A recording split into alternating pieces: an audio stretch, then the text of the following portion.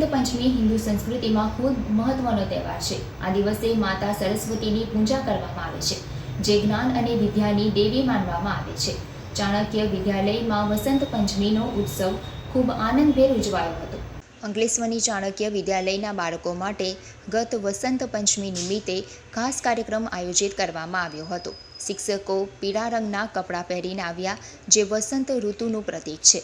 શાળાના ટ્રસ્ટી શ્રી રસીલા પટેલ અને મનીષા ઠાનકી તેમજ આચાર્ય સુવર્ણા પાટીલ અને શિક્ષકો દ્વારા માતા સરસ્વતીની પૂજા કરવામાં આવી હતી, જેમાં બાળકોને આ તહેવારનું મહત્ત્વ સમજાવવામાં આવ્યું હતું। બાળકો માટે આરતી અને પ્રાર્થના સાથે કાર્યક્રમની શરૂઆત કરવામાં આવી હતી।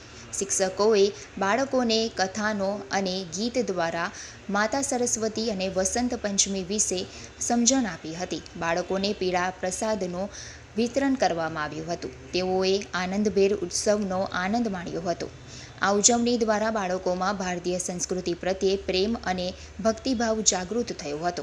આ રીતે ચાણક્ય વિદ્યાલય સ્કૂલમાં